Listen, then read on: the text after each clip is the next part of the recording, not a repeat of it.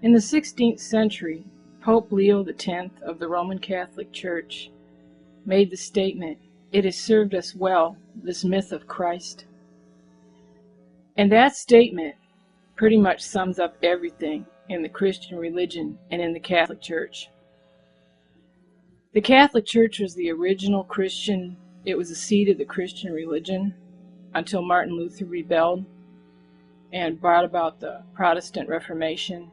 And there's a lot of deluded Protestants of the Christian religion that honestly believe that theirs is the true faith, but all of the Christian sects evolved from the Catholic religion, the original Roman Catholic Church. And what the Catholic Church is, it's not a religion. And all these offshoots that stem from Martin Luther's rebellion and the Reformation, they're all false. And the same is with Islam, and of course, Judaism is the root of all of this, as the entire Christian religion revolves around the Jewish people. What they have done thousands of years ago, the original religions in Sumeria, Mesopotamia, Bon, Buddhism, in Tibet, in the Far East, the original religions, before they were Christianized, had their seed in the Brotherhood of the Snake. The serpent and the sun were extremely important symbols in these religions, the original religions, because the serpent of fire is where we evolve and we transform our souls into that of Godhead. That was the original intention of the ancient religions that were legitimate.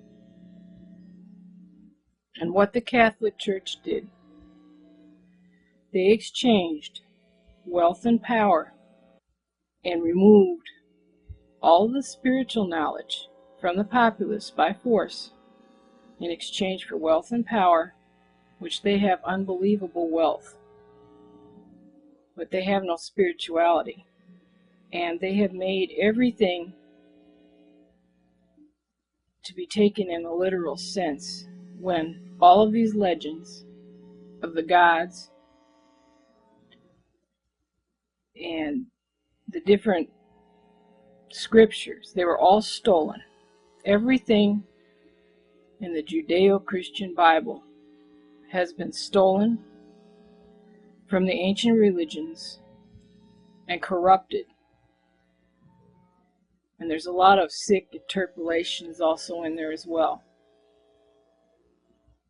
And they have taken all of the spiritual knowledge away through the Inquisition, where they murdered literally millions of innocent men, women, and children of the ancient religions who had knowledge, or were even suspected of having knowledge. And they even murdered them in their generations, because the spiritual empowerment is something that's hereditary. And they forced upon the populace to take all of these allegories as literal. And right there is a major deception. For example, the biblical creation, that was stolen from the Egyptian creation, uniting heaven and earth. Okay? And if you get into alchemy, heaven is a code word. That's all it is. It isn't some place where the Christian leaders and their filth would have you believe. They're just nothing but a lot of them are deluded, and the ones at the top know it, and they're liars. Heaven is not some place where you go after you die, or these Christians think that they're going to go and sit up and float upon a cloud and strum a harp and, float around in the ether with a bunch of angels. Heaven is a code word for the crown chakra. It's also, many of you have heard the term seventh heaven. Hell which is supposed to be a fiery place, is the code word for the lower world. And the world is a code word for the soul. And the lower world is at the tailbone and the base chakra, where the Kundalini serpent of fire resides. And yes, it's very hot and it's fiery. Satan, Lucifer, and all of his names. Yes, Satan is a real being. He's an extraterrestrial. He's known as he's the Nordic. There's different races of extraterrestrials, and people who don't want to believe this, that's their prerogative. We're not forcing this on anybody, but even idiots can see that, I mean, he's not a ghost or a spirit, because there's many images of the gods, especially in the ancient Egyptian temples, like Thoth and Osiris and Horus, Amun-Ra, and they're depicted in there. They're definitely not spooks or spirits. I mean, this goes all the way back. You even got images of Azazel. And he's not some spook or something. I mean, it's obvious when someone draws the ethereal body of the soul, which is the ghost or something. These are live beings. And I've been through that before. But Satan is another code word. Okay, Satan basically means enemy in Hebrew, an adversary. And he's an enemy of the Jewish people, because they are the ones that are at the root of Catholicism, and they've run the Catholic Church and all the Christian religions from the time they first started, which was not any 2,000 years ago, as they would try to have you believe. Satan is also a code word that comes from the East. Satanama, the serpent of fire. Lucifer, if you take the root word lucid, anything enlightenment, Lucifer, light. And this serpent of fire, this Kundalini, when you bring it up to the top of your crown chakra, it flashes in the brain like lightning, and it descends out the crown chakra. And Satan and Lucifer are also code words for knowledge. So Satan and Lucifer are code words for a few different things that pertain to achieving Godhead. And when you have transformed your soul, which was the original intention of the gods when they left this knowledge here with the Brotherhood of the Serpent, you're all knowing. Now, all it takes is a little bit of research. Well, actually a lot more than that. I've been researching for years, but with what I'm going to tell you, okay, finding it is a lot harder than just reading it off, relating it. You take the Christians, everything in the Christian religion is false, because they're always on this born again crap. They don't understand that born again, actually the soul being reborn. Okay, the Christian church leaders again corrupted that. And it has to do with alchemy, true spiritual Satanism, to where the soul is totally transformed into that of the Godhead. And they think by standing there and carrying on or saying a few words about they accept this Nazarene, which is also fictitious, that they're going to live happily ever after. And that's just not so. That's some corruption, and they're deluded. One has to work on one's soul. You don't just, recite a few words and wave a magic wand, so to speak, and, here I am in paradise sort of thing. And paradise is another code word for the seventh chakra, because when you reach the 7th chakra with the Kundalini serpent, it is extremely pleasurable. I've done it. It's bliss. You're just blown away. Your whole body, it's like I can't explain it, like a body orgasm, only it lasts. This beautiful energy that you have.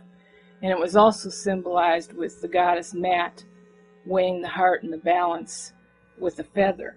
And what that meant, the feather, you have this lightness where you feel like you're floating. And also has to do with levitation and the all-important heart chakra.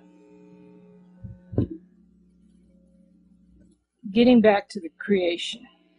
This was stolen from ancient Egypt, the Christian creation, where heaven and earth were brought together again. And what that means is the crown chakra with the base chakra uniting with the heart chakra to where the soul is completed and the work of the transformation of the soul is completed. And you have these characters, Adam and Eve, which the Christian church has coerced people in their ignorance, because all knowledge was removed, into believing these are actual characters. Adam was symbolic of the male principle, and Eve was symbolic of the female principle. Stolen from the Eastern religions in the East India, in Tibet, the Ida and the Pingala, which were separate parts of the Kundalini serpent. And you can see this in the American Medical Association, the caduceus. And at the top there's wings. And when you work on your soul long enough, at a certain point, when you're deep in meditation, you will see your wings, just as demons have wings and all those filthy angels. And what it symbolizes is power, spiritual power. And with the soul and Satanism, once you start transforming your soul, there's no turning back, even through numerous lifetimes. And this Adam and Eve, which symbolize the Ida and the Pingala, and ate from the tree of knowledge, which was stolen. You can see the tree of knowledge is all over the ancient hieroglyphs and the images and temples and on walls and shrines and inside the pyramids, going all the way back to ancient Assyria and Sumeria. The tree of life, the tree of knowledge, and it's a map of the soul. So by going to this forbidden tree and collaborating with the serpent, their eyes were opened. So you see the whole allegory here, which was stolen and corrupted and put into the Judeo-Christian Bible to be taken as literal. All of this was stolen from ancient religions. Their eyes were opened. So by eating of that tree and the serpent, and you see where it's been corrupted, they achieved the Godhead of being all-knowing. And they were banished because they were no longer innocent. And once you become all-knowing, you're no longer innocent. In the sense that you can see the good, the bad, and the ugly, so to speak. Now, all of this knowledge, go on, and then you have this Nazarene. That Nazarene is about the biggest joke there is, and it's a slap in the face to the human race. That Nazarene is not real at all. And it takes some research. And you've got the Nazarene that was stolen from some 18 or more crucified pagan gods, such as Odin, who hung from a tree. And in the Bible, there's also a verse where it says the Nazarene hung from a tree. The cross came later. And the cross represents the four corners and the four elements, and also the life force, the chi, the Greek chi, turn. And they used this Nazarene that was crucified on the cross, okay,